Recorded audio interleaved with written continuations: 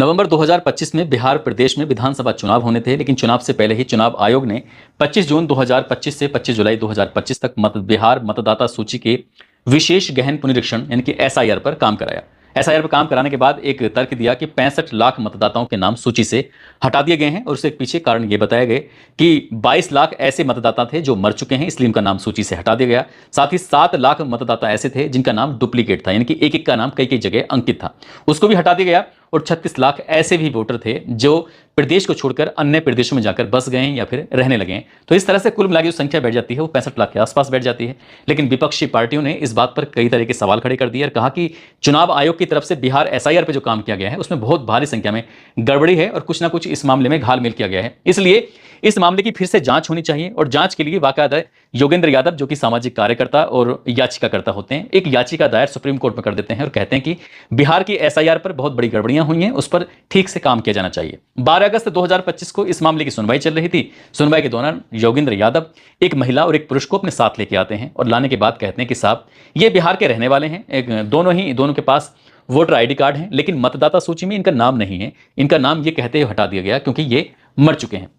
बस इतना था कि सुप्रीम कोर्ट में एक तरह से हंगामा सा खड़ा हो जाता है। अब ये बात सोशल मीडिया के हर एक प्लेटफॉर्म पर, मीडिया में, चाहे प्रिंट मीडिया हो, इलेक्ट्रॉनिक मीडिया हो, हर जगह इस बात की चर्चा शुरू हो जाती है। योगेंद्र यादव की एक तरह से तारीफ भी की जाती है कि उन्होंने बहुत ही सटीक जानकारी दी है और इससे ज्यादा जानकारी ये थी कि आधे पौन घंटे तक वो एक एक बिंदु बार वो बोल रहे थे और इस बात पर कहीं ना कहीं ये माना गया कि हाँ, बिहार एसआईआर पे कुछ ना कुछ जरूर हुआ है गड़बड़ी, इस पर जांच होनी चाहिए। इस एक तरफ तो ये मामला चल रहा था, दूसरी तरफ जो विपक्ष के नेता राहुल गांधी होते हैं, राहुल गांधी ने 3 मिनट और लगभग 45 सेकंड का एक वीडियो अपने सोशल मीडिया पर अपलोड करते हैं, ये कहते हुए कि मैं मरे हुए लोगों के साथ चाय पी रहा हूं। दरअसल उनसे बातचीत करते हुए उनसे पूछा जाता है, वोटर आईडी कार्ड तो उनके पास होता है लेकिन मतदाता सूची में उनका नाम नहीं होता, और मतदाता सूची में जब नाम नहीं होता है तो उन्हें मृत घोषित कर दिया जाता है। ऐसे में राहुल गांधी ये कहते हैं कि भाई मरे हुए लोग यानी कि मुर्दा लोगों के साथ चाय पी रहे हैं। इस बात पर भी सोशल मीडिया के अलग अलग प्लेटफॉर्म पर, इलेक्ट्रॉनिक मीडिया, प्रिंट मीडिया, हर जगह ये भी खबर बहुत तेजी के साथ चलने लगती है। साथ ही एक खबर और थी, हालांकि खबर वो पुरानी थी लेकिन उसे नए रूप में पेश कर दिया गया कि एक आदमी ऐसा है जिसके 48 बेटे हैं। बस ये था और उसका बाकायदा मतदाता सूची में नाम भी दिखाया जाता है, उनके बच्चों के भी नाम दिखाए जाते हैं। और जब ये सोशल मीडिया पर बहुत तेजी के साथ वायरल होता है तो आज की कहानी के माध्यम से हम यही जानने, ये समझने की कोशिश करते हैं कि आखिरकार ये मामला क्या है जो एक आदमी के 48 बेटे हैं। आदाब, नमस्कार, सत श्री अकाल। मैं उस्मान सैफी। आज की जो सच्ची घटना मैं आपको सुनाने जा रहा हूं, ये सच्ची घटना है उत्तर प्रदेश के बनारस की। दरअसल बनारस की एक सूची बहुत तेजी के साथ सोशल मीडिया के अलग अलग प्लेटफॉर्म पर, चाहे वो फेसबुक हो, एक्स हो, यूट्यूब हो, हर जगह इस पर चर्चा होनी शुरू हो जाती है। और ये कहा जाने लगता है कि एक आदमी जिसके 48 बच्चे हैं, एक जो उसका सबसे छोटा वाला बेटा है उसकी उम्र 28 साल है और सबसे बड़े वाले बेटे की उम्र उसकी 72 साल के आसपास है। एक ही साथ 13 बेटों का जन्म होता है, किसी का 3-4 बेटों का एक साथ जन्म हो जाता है। इस तरह के अलग अलग दलील दी जाती हैं और ये भी कहा जाता है कि शादी नहीं की है, वो अविवाहित है। अब जो सूची होती है, दरअसल वो सूची होती है नगर निगम निर्वाचन नामावली 2023 अंतिम प्रकाशन सूची, जो कि जिला वाराणसी की होती है। मतदान केंद्र दिखाया गया है 206 कन्या प्राइमरी एवं पूर्व माध्यमिक कन्या विद्यालय शकुल धारा। अब इसके बाद आगे ये जो मोहल्ला लगता है, इसमें मोहल्ला है 24 कश्मीरी गेट और ये भाग संख्या है 725। ये जो वार्ड है वो वार्ड है 51 और भेलपुर। दरअसल जब ये सूची लगातार वायरल हो रही तो इस सूची में खासकर ये दिखाने की कोशिश की गई है और इस सूची के माध्यम से बताने की कोशिश की गई है कि 235 नंबर पर एक राघवेंद्र नाम का मतदाता है, जो निर्वाचक का नाम है, और उसके मकान नंबर भी दिखाया गया है B24/19। नाम राघवेंद्र है, उसके पिता का नाम है राम कमल दास। आगे और चलते हैं तो आगे चलने के बाद विजय प्रियांशी हैं जिनके पिता का नाम राम कमल दास है। और ऐसी पुरुषोत्तम दास हो या राम दीनदयाल हो, दामोदर हो, योगेश हो, सुरेंद्र हो, राम भरत हो, रविंद्र भारद्वाज हो, महेश हो, इसी तरह से जो अलग अलग नाम थे लेकिन पिता का नाम एक ही है, राम कमल दास।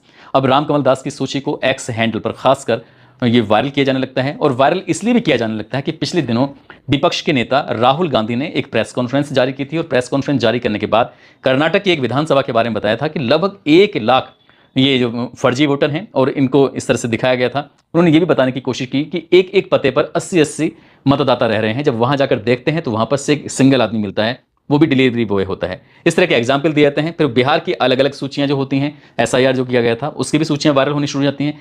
जिंदा लोगों को मृत घोषित कर दिया जाता है। अब ऐसी स्थिति में इस बारी सूची पर सवाल उठना तय था, क्योंकि सवाल उठने वाली बात थी कि भारत के जो प्रधानमंत्री हैं नरेंद्र मोदी, उनका संसदीय क्षेत्र बनारस है और बनारस की ये सूची अगर वायरल होती है तो तमाम तरह के सवाल विपक्ष ने उठाना शुरू कर दिया। जैसे विपक्ष ने सवाल उठाना शुरू कर दिया, वैसे ही सोशल मीडिया के अलग अलग प्लेटफॉर्म पर वीडियो बनानी शुरू कर दी। इसके ऊपर कुछ लोगों ने तो हंसी मजाक बनाना भी शुरू कर दिया कि आखिरकार ऐसा कैसे हो सकता है कि एक व्यक्ति है और उसके 50 बच्चे हैं।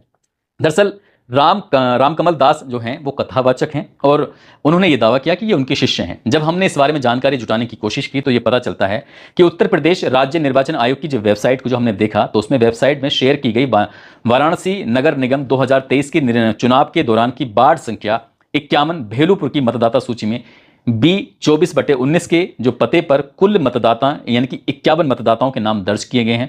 इनमें से 48 मतदाताओं के पिता के नाम के रूप में रामकमल दास का नाम लिखा गया है। ये तो बात बिल्कुल क्लियर हो जाती है अगर हम वेबसाइट पर देखते हैं।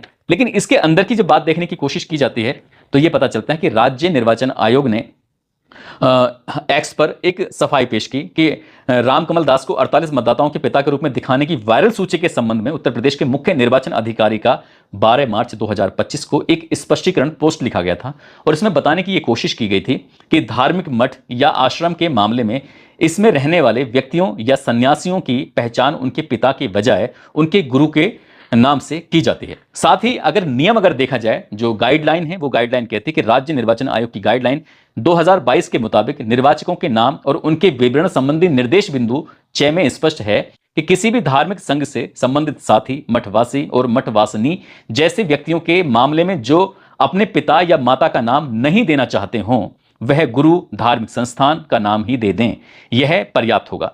इसी नियमावली के तहत सभी का मतदाता पहचान पत्र बनवाया गया था।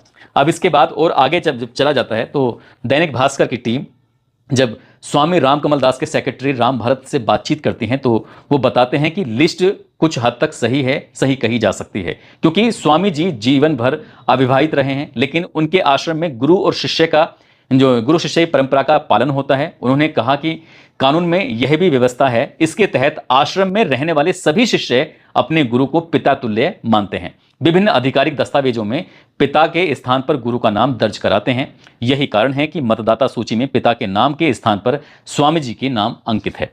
अब आगे जब लगातार सोशल मीडिया पर वीडियो बनने लगती हैं, तमाम तरह के सवाल उठाए जाने लगते हैं, कथावाचक को लेकर तमाम तरह की भ्रांतियां फैलाई जाने लगती हैं, कई तरह की बातें की जाने लगती हैं कि आखिरकार ऐसा कैसे हो सकता है कि जब भी कभी किसी मतदाता का नाम जुड़ता है तो उसके लिए कुछ दस्तावेज दिए जाते हैं और दस्तावेज कुछ ना कुछ तो दिए गए होंगे, तो आखिरकार एक व्यक्ति के इतने सारे बच्चे कैसे हो सकते हैं, क्या दिखाने की कोशिश की गई है? क्योंकि इससे पहले शायद ये मामला कभी संज्ञान में नहीं आया था, तो कुछ लोगों के लिए ये बड़ी बात थी, नई बात थी, और नई बात थी तो नई तरह के सवाल थे। अब जब नए तरह के सवाल होते हैं तो वीडियो बनाना शुरू कर दिया जाता है, जानकारी देना शुरू कर दिया जाता है। अब इसमें यह दावा किया जाता है कि अखिल भारतीय संत समिति के महामंत्री स्वामी जितेंद्र आनंद सरस्वती ने बताया, उत्तराधिकारी अधिनियम के तहत गुरु शिष्य संबंध में शिष्य को बेटे के समान दर्जा प्राप्त है। यदि गुरु किसी स्थान के मतदाता हैं, शिष्य भी वहीं रहते हैं, तो वे उसी पते और पिता के नाम के आधार पर मतदाता सूची में दर्ज हो सकते हैं। कुछ YouTube चैनल वाले सनातन संस्कृति का मजाक उड़ा रहे हैं। मैं चुनाव आयोग से मिलकर उन सभी की शिकायत करूंगा, जल्द ही उन पर FIR भी कराऊंगा, क्योंकि हम साधु संत यह अपमान किसी भी कीमत पर बर्दाश्त नहीं कर सकते। इस तरह की बात होती है तो वाकई सोशल मीडिया पर अगर इस तरह की अगर पोस्ट देखी जाएगी रामकमल दास जी के नाम से, तो आपको सैकड़ों की संख्या में इस तरह की पोस्ट मिल जाएंगी और वाकई उनके उपहास उड़ाया गया है। अब ये बात उपहास वाली है नहीं है, क्या है क्या नहीं, इस पर विपक्ष ने भी कई तरह के सवाल हालांकि पता किए नहीं किए, लेकिन वीडियो के माध्यम से एक्स पर जो लोगों ने सवाल उठाने शुरू किए हैं, तो फिर जब कमेंटों में आप पढ़ना शुरू करेंगे तो कमेंट में लोगों ने फिर जो कमेंट करना शुरू किया है तो उसमें कुछ पक्ष में भी उतरते हैं, कुछ विपक्ष में भी उतरते हैं।